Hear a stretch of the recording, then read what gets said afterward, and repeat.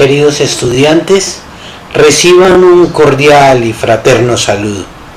Hoy vamos a conversar acerca de un tema.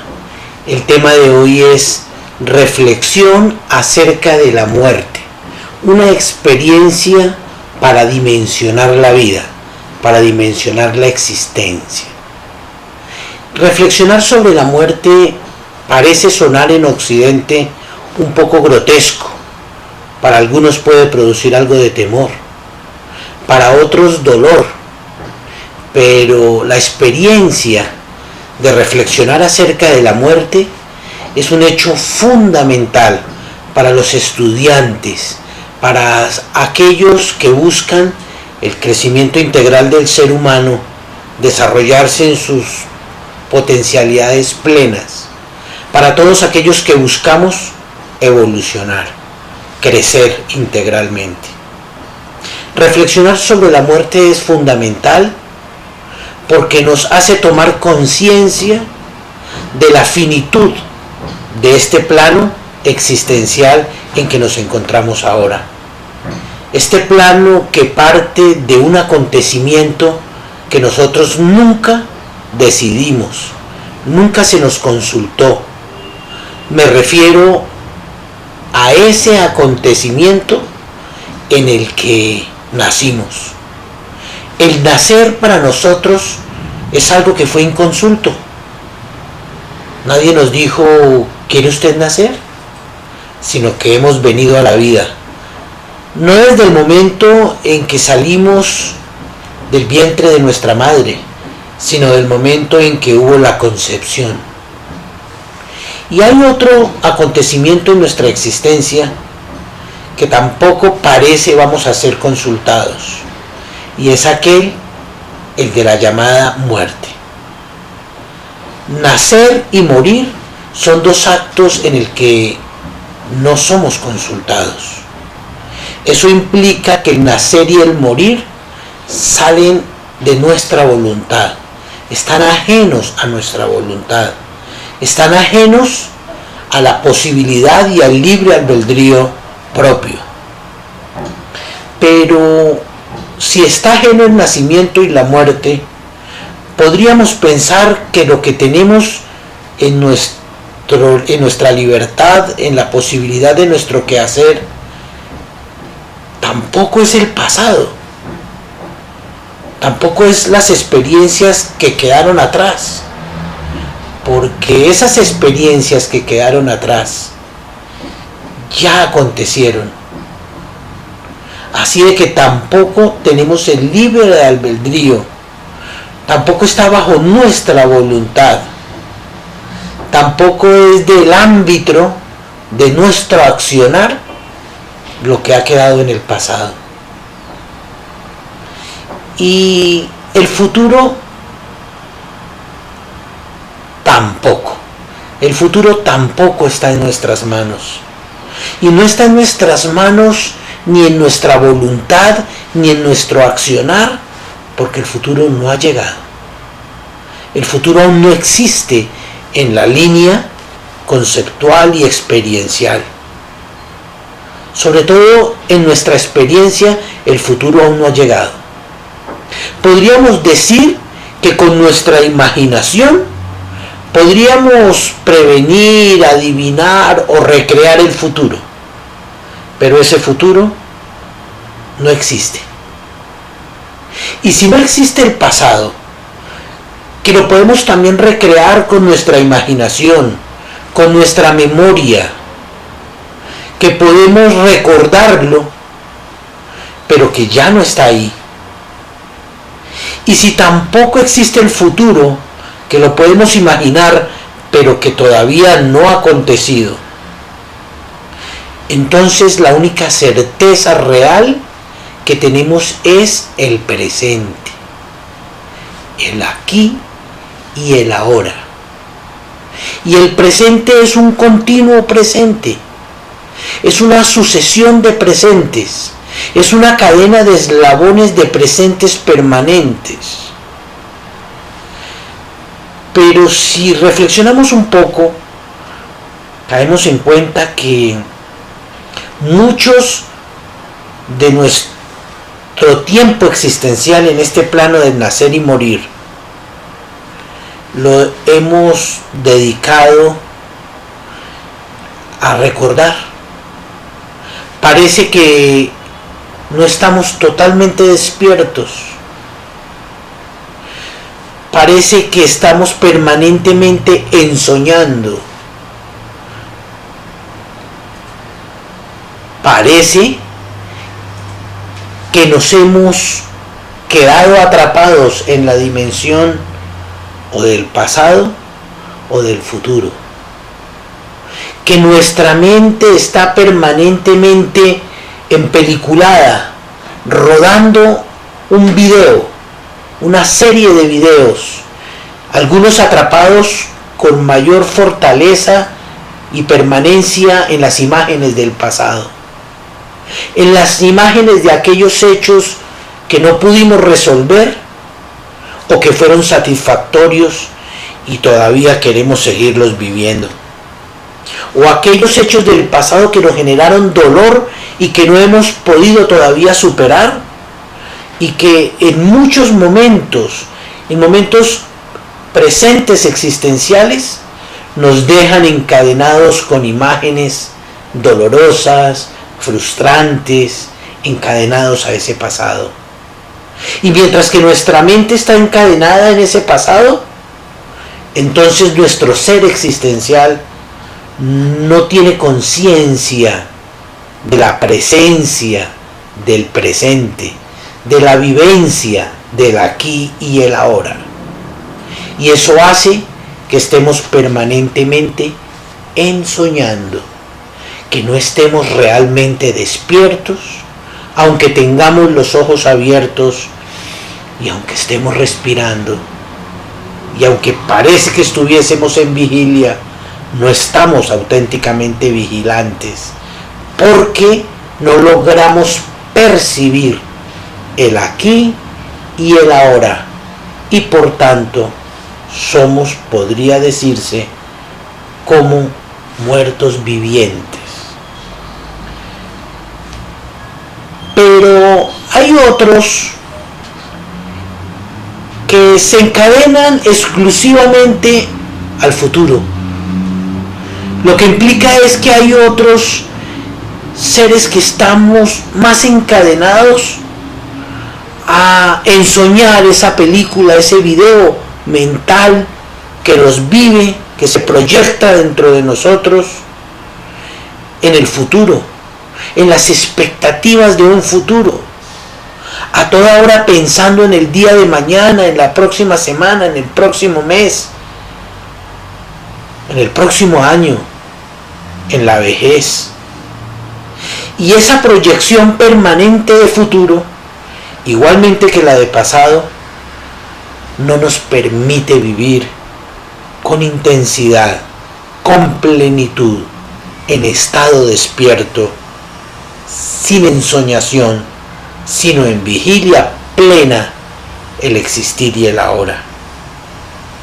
Muchas veces, igual que en el pasado, ese futuro nos encadena el sufrimiento, porque esas imágenes mentales nos llevan al temor, bien sea de la muerte en el futuro, bien sea de la enfermedad, de la vejez, de la pobreza, de cuántas cosas por las que está afectado nuestro ego interior, que está afectado nuestro ser interior, atrapado a través del ego, atrapado a través de la matriz del ego, que es el miedo, y el miedo alimentado por la ignorancia. La pregunta sería, ¿realmente qué es lo que ignoramos? ¿Qué es lo que ignoramos que hace que tengamos tanto miedo? Y que ese miedo se manifieste a través de las diferentes formas en que se manifiesta el ego, o sea, en que se manifiestan nuestros defectos. Porque si tengo miedo, entonces de él surgen los defectos humanos, aquello que tenemos que perfeccionar, aquello que tenemos que pulir y que poco a poco debemos abandonar. Si tengo miedo, de allí surgen los celos, porque los celos son el miedo a ser reemplazado, a ser abandonado, a ser ignorado.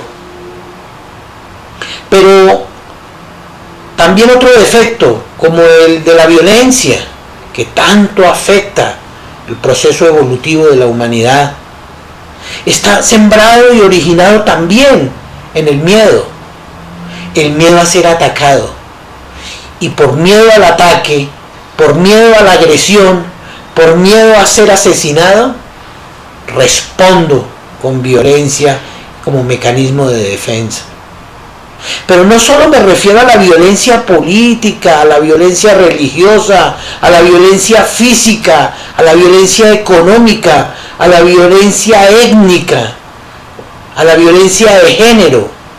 Me refiero también a las pequeñas violencias que usted y yo cometemos en la cotidianidad.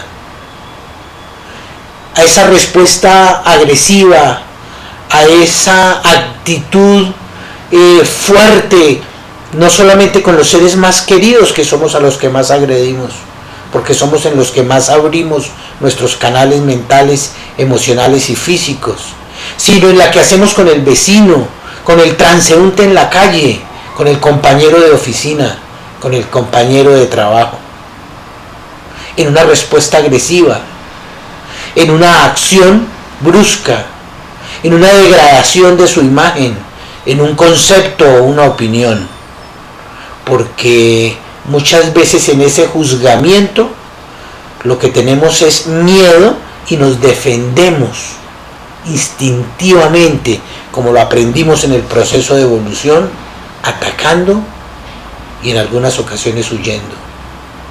Así de que la violencia, que es uno de los principales obstáculos para el proceso de crecimiento colectivo e individual, está originada en la misma raíz, en la misma madre, que es el miedo.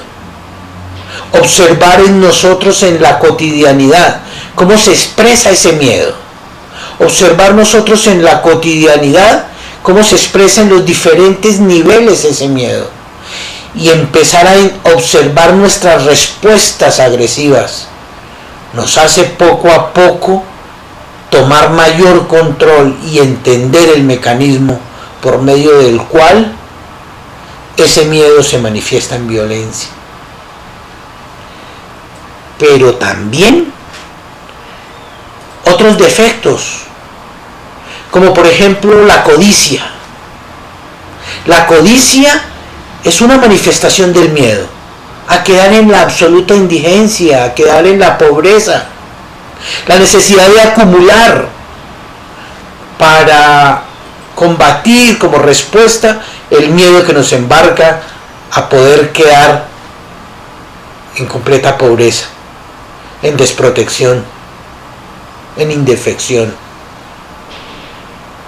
Así de que observar las manifestaciones del miedo como raíz de los distintos defectos humanos, reflexionar cualquier defecto humano y empezar a encontrar la raíz en el miedo, los defectos que cada uno de nosotros tenemos. La envidia es ese miedo a yo no poder tener lo que otros tienen, a poder vivir en abundancia, en plenitud. Y eso hace que codiciemos lo del otro, que deseemos lo del otro y que subvaloremos lo nuestro porque tenemos miedo de no poder alcanzar eso. Como lo podemos ver, el tema del miedo es la raíz de los distintos defectos humanos. Pero ¿qué hay detrás del miedo? Preguntémonos. ¿Cuál es el miedo que tenemos? ¿Qué es lo que hay detrás de ese miedo? ¿De qué se alimenta ese miedo? ¿A qué es lo que realmente tememos? Pues bien, El miedo se alimenta de la ignorancia. Hay algo que ignoramos, algo fundamental que hemos olvidado desde que, digámoslo simbólicamente, fuimos expulsados del paraíso terrenal, de vivir en gracia. Y esa expulsión del paraíso terrenal no es más que una simbología de ese proceso evolutivo, filogenético, o sea, el proceso de la evolución de nuestro sistema nervioso, o sea, de todas nuestras conductas que han ido evolucionando en ese mapa acumulador, en ese libro que es el gen, que es la vida en su plena existencia, no solamente la humana, sino todas las manifestaciones de la vida. Y en el caso de la filogénesis de la vida de los animales y de los mamíferos y de los seres humanos en proceso cada vez de mayor evolución, consiste en el momento en que dejamos atrás el acto total de la acción y la reacción, o sea, del instinto, y fuimos desarrollando una facultad poco a poco en este proceso biológico y de bioadaptación, cual fue la de la autoobservación, o sea, el desarrollo de la conciencia. La conciencia es esa facultad del sistema nervioso por medio del cual nosotros podemos autoobservarnos, observar lo que estamos pensando, observar lo que estamos sintiendo, observar nuestro cuerpo, observar nuestra relación con el entorno social y ambiental.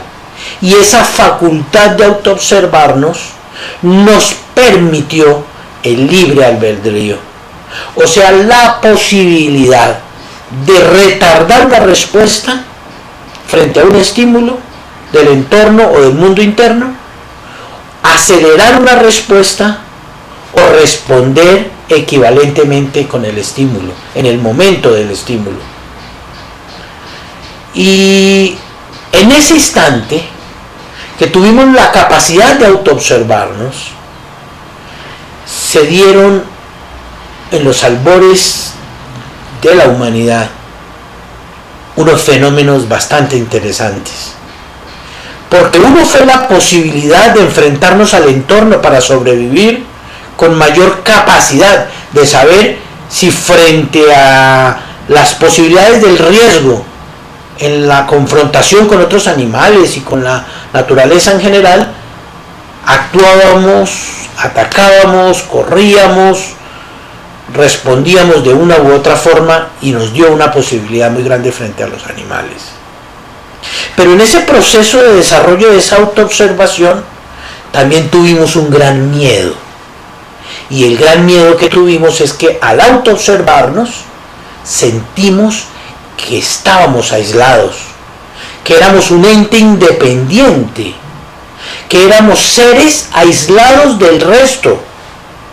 Sentimos la separatividad, nos sentimos separados del resto. Y al sentirnos separados y al autoobservarnos, tuvimos conciencia del nacimiento y de la muerte. Y entonces allí se sembró el mayor temor por el que cruza el ser humano, que es el temor a morir. Y cuando decimos que es el temor a morir, muchos inmediatamente reaccionamos inconscientemente diciendo: yo no tengo miedo a la muerte. Pero muchas de nuestras manifestaciones, soberana e inconscientemente, son miedos a morir.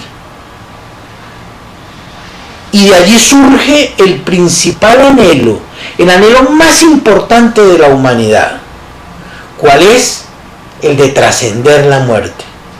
Y en el que están basadas todas las corrientes espirituales y religiosas de la humanidad, que es el anhelo a traspasar este plano material a otro plano. Bien llámese de muchas y múltiples formas que se ha expresado este anhelo: reencarnación, el cielo, el infierno, la trascendencia, el alma que deambula, las almas en pena. Muchas formas en que la humanidad ha querido manifestar religiosa, espiritual y muchas veces míticamente, ese anhelo de traspasar la muerte que surge del acto de conciencia, de la autoobservación, de encontrar y descubrir que nace y muere, al menos en este plano material. Pues bien, ese miedo a morir, en el proceso de crecimiento y de expansión de la conciencia, empieza poco a poco a irse desvaneciendo. Y se va desvaneciendo a medida de que la conciencia humana, en su nivel de evolución, comprende que la autoobservación de sí en estado de separatividad es una autoobservación falsa. No es real. Porque la conciencia se va dilatando y va encontrando que el ser humano no está aislado, que el ser humano está en interconexión con otros seres humanos, que está interconectado con el medio ambiente, con el aire, con el agua, que está interconectado fundamentalmente con la tierra, que tiene una conexión directa con el sol. ¿Cómo una conexión directa con el sol? Solo para poner un pequeño ejemplo, somos sol y el sol somos nosotros. Cuando comemos, cuando nos tomamos un vaso de leche con un bocadillo, estamos tomando esa leche que proviene de la vaca y ese bocadillo que proviene de la fruta, y ese bocadillo que proviene de la fruta, de la guayaba, esa guayaba proviene del árbol y esa leche proviene de la vaca, y esa vaca se alimenta de pasto y ese pasto es fotosíntesis, o sea, son celdas que atrapan la energía solar, que se convierte en vaca, que se convierte en leche, que se convierte en el vaso de leche que tomamos y que se convierte en nosotros. Nosotros somos el sol. Y esa guayaba igual es un árbol que proviene de la tierra, y esa tierra proviene de una serie de microorganismos que producen el humus, la tierra fértil. Y esas microbacterias y esos animalitos allí son alimentados del sol, porque ellos comen la hierba. Y así mismo se alimenta el guayabo y las guayabas que nos comemos, y la leche y la guayaba y el azúcar con la caña de azúcar, y todos somos nosotros, somos el sol. Y no solamente lo que comemos. Esta camisa probablemente tiene un alto grado de algodón y otro de sintético, de nylon. El nylon es un subproducto del petróleo. El petróleo fue una gran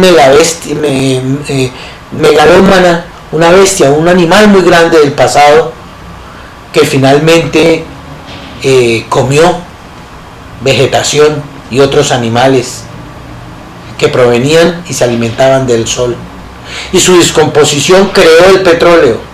Por lo tanto, el petróleo son bolsas de sol y los subproductos son sol. Esta camisa es sol, es energía pura. Y como vemos, todo nuestro entorno está fundido, todo nuestro entorno es uno solo. No estamos aislados, estamos fuertemente intercomunicados y somos inexorablemente interdependientes, porque lo que comprende la conciencia en su estado de evolución es que somos uno con el todo y el todo es uno en nosotros, y tú también eres Dios. y tus hermanos y la comunidad también son Dios, también son amor, también son solidaridad cósmica. Por tal razón, esta reflexión acerca de la muerte como una experiencia para el dimensionamiento de la vida es fundamental. Pero bien, luego de esta comprensión y de esta exposición de qué es la vida y de dónde surge el miedo, en ese reconocimiento en las primeras etapas de la evolución y de la conciencia, de pensar, de la autoobservación y de sentirnos separados, solos, aislados y con temor, está cambiando fuertemente. Estamos en una etapa de transformación fuertemente indicada en esa dirección. Y uno de los indicativos que nos muestran que esto está cambiando, que la conciencia humana se está modificando, es precisamente las teorías actuales y el paradigma actual de la ciencia. Hoy la ciencia reconoce este concepto que antes estaba solamente en los centros esotéricos de conocimiento, en los centros ocultos que los maestros manejaban en sus niveles superiores de conciencia, y hoy está saliendo a la luz pública. Se le llama pensamiento sistémico. Uno de los grandes contribuyentes de ese pensamiento sistémico fue el científico, el profesor chileno Maturana. Maturana, un biólogo y un filósofo al mismo tiempo, observando las cadenas alimenticias de los sistemas biológicos, encontró esa interdependencia y esa interconexión fuerte entre esos sistemas biológicos alimentarios. Veía como si se desaparecían las moscas o algunos insectos que eran comidos por las ranas, bajaba la población de ranas, y si baja la población de ranas por la escasez de esos insectos, baja la escasez de patos y baja la proteína para el hombre, y entiende que es toda una cadena en la que nada es pequeño, en la que nada es insignificante, en la que nada está aislado, en la que todos nos encontramos en el tejido, en la trama de la vida. Somos uno con el todo y el todo uno con nosotros, una sola unidad, lo que se podría llamar el manto del amor. Así bien, lo más importante en esta reflexión acerca de la vida y acerca de la muerte es, como lo dije al principio, reflexionar acerca si nuestro estado de conciencia comprende, devela, cae en cuenta, si bien está atrapado en el pasado y no está consciente del aquí y el ahora, o si está atrapado en el futuro y no está consciente del aquí y el ahora, y se desencadena una serie de imágenes sin control, una serie de reproducciones mentales simbólicas, imágenes que se reproducen dentro y no nos permiten estar en el aquí y el ahora. Y esas imágenes están fuertemente marcadas por el temor, por el miedo que produjo y que ha dejado huella ese primer estado incipiente de conciencia que nos hace creer falsamente que estamos separados, que estamos aislados y por lo tanto tenemos miedo.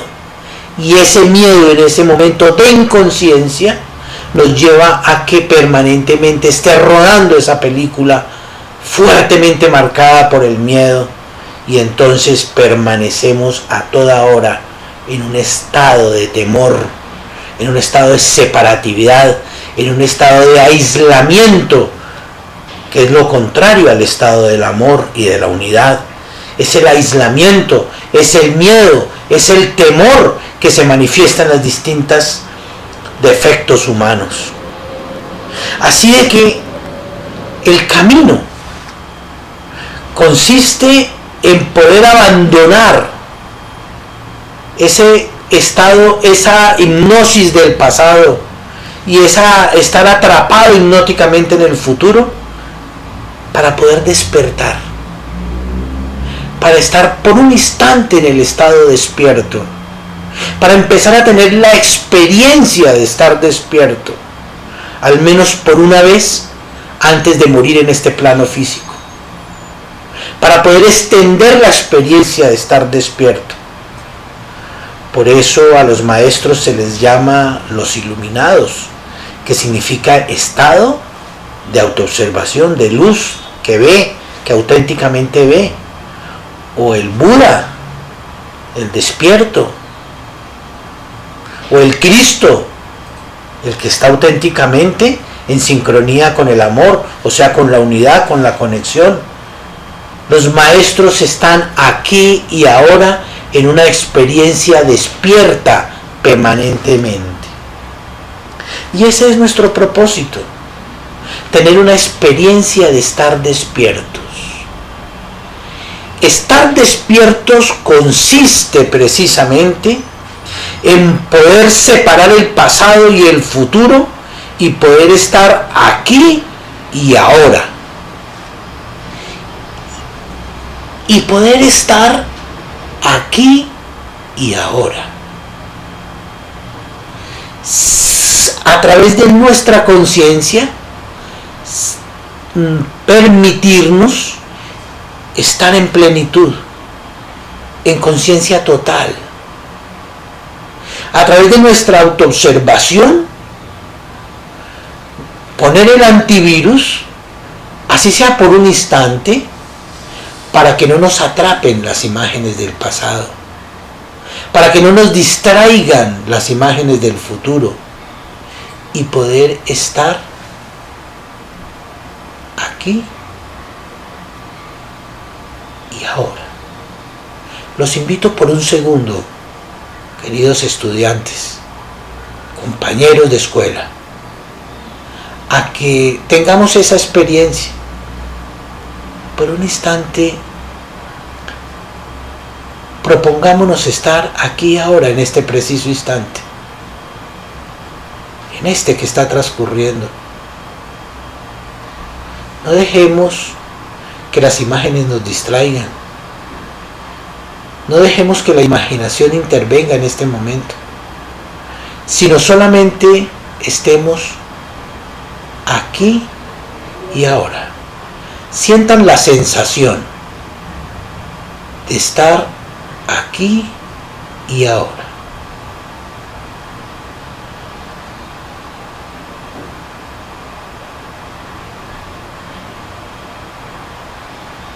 Y si por una fracción de segundo usted logra estar aquí y ahora, y si este ejercicio lo repiten, intentando estar aquí y ahora, y extienden la experiencia de estar aquí y ahora, entonces habremos logrado dimensionar la experiencia de estar despiertos. Ahora bien, si el pasado no existe, y si el futuro tampoco existe, y si lo único real es la sucesión de presentes, de aquí y ahora, entonces, estando despierto y actuando ya no desde el estado de conciencia limitada, o sea, de individualidad y de miedo y de temor, podemos preguntarnos: mi aquí y mi ahora, o sea, este preciso instante, ¿por qué lo cambio? ¿A qué lo dedico? Que valga realmente la pena dedicarlo. Lo dedico a ir y hacer alguna actividad laboral que no quiero hacer, pero que hago exclusivamente por el dinero que me dan a cambio. Lo dedico a ir a estar pendiente de mi pareja para que no me abandone, por temor al abandono, por celos. Lo dedico a intentar manipular a la humanidad, intentar someter al hombre y a la naturaleza para sentir el control y eso tranquilizar mi miedo a no tener el control sobre la vida y la muerte. Lo dedico a agredir a los otros como mecanismo de defensa para protegerme y nunca ser agredido. Lo dedico a todos mis defectos. ¿Vale la pena dedicar mi aquí y mi ahora a eso? ¿O realmente me pregunto y hago una reflexión profunda si soy finito en este plano porque no me pidieron permiso para nacer y no me van a pedir permiso para morir? Porque si soy como un reloj de arena que desde que nacimos empezó a transcurrir el aquí y el ahora, el tiempo, y el tiempo transcurre y se nos agota en este plano, ¿a qué debo dedicar yo mi bien más preciado? El aquí y el ahora. ¿A qué podría dedicar yo ese bien más preciado? El aquí y el ahora. Que valga realmente la pena invertir mi aquí y mi ahora, que es mi existencia y que es finita en este plano. ¿A qué valdría la pena dedicar mi existencia? Pues bien, uno de los aspectos y de las respuestas que ha dado la humanidad en todos sus tiempos es precisamente al anhelo de traspasar la muerte. Queremos traspasar la muerte. ¿Y de qué forma podemos hacerlo? Pues bien, una de ellas es a través de nuestro crecimiento integral. Porque en la medida en que yo crezco como individuo, por estar conectado con el cosmos y con la naturaleza, crece mi conjunto. Y aunque la manifestación mía de este plano se transforma el conjunto también. Cuando dentro de mí logro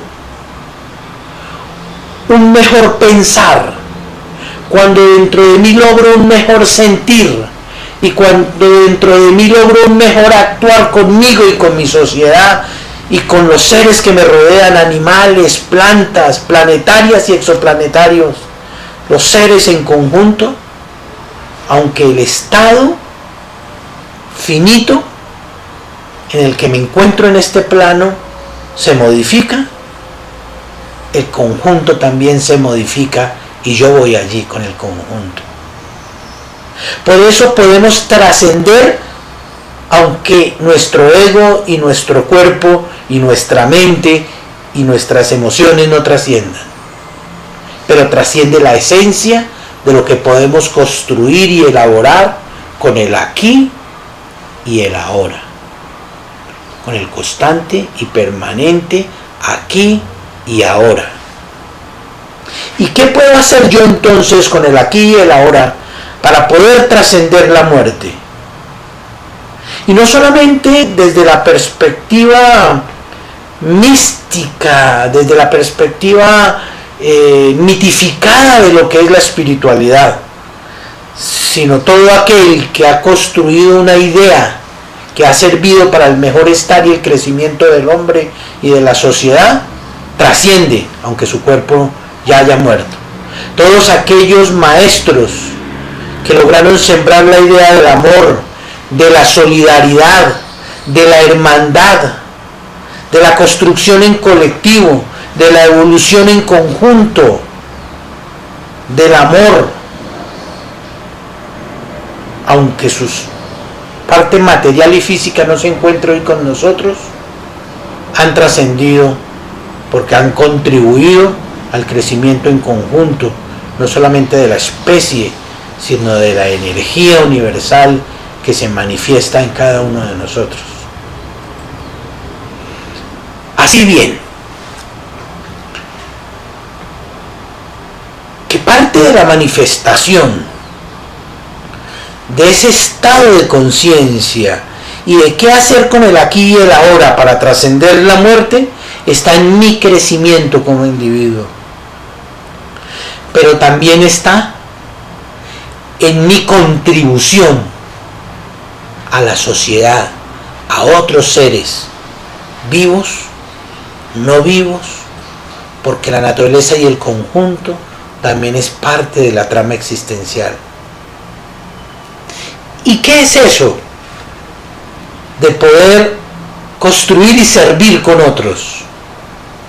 Porque cuando yo logro con mi aquí y mi ahora, mi crecimiento personal, mi conocimiento, mi enriquecimiento, se enriquece el mundo. Pero cuando yo logro contribuirle al mundo con lo que he logrado construir dentro, nos enriquecemos todos. Y por ende ellos, los otros, el mundo que me rodea, el mundo que soy yo, crece, crezco yo también. Y no es lineal, es exponencialmente la matemática espiritual. Así bien, la matemática divina y exponencial y la matemática espiritual es una matemática que está tejida por complejidades que desde la perspectiva de la separatividad y de la individualidad y del temor y del ego es imposible comprender. Pero cuando en estado de meditación, de fusión con el todo, de comprensión y de dilatación de la conciencia a su máxima expresión, se logra dimensionar los rincones más recónditos del universo, que están dentro, pero que están fuera, pero que son uno solo. Lo que quería compartir con ustedes hoy es una reflexión acerca de la muerte. Lo que quería compartir con ustedes hoy es una reflexión de la importancia de comprender el aquí y el ahora. Y la importancia de comprender la dilatación de la conciencia para pasar del estado de separatividad que genera el temor, que genera los defectos, que genera el sufrimiento humano y que genera la ensoñación, el estar muertos vivos, para invitaros a despertar a través de la autoobservación del aquí y el ahora, y hacer un ejercicio diario, mínimo de 1 minuto, en el que con conciencia experimentemos el aquí y el ahora, y nos permitan ir dilatando nuestra conciencia y teniendo la experiencia del estar despiertos, la conciencia del estar vivos, la conciencia del estar en estado de religamiento, y a partir de ahí poder plantearnos nuestro proyecto trascendente, nuestro proyecto existencial, nuestra ruta para el tiempo que nos queda en este plano y poder trascender la muerte. Muy buenas noches.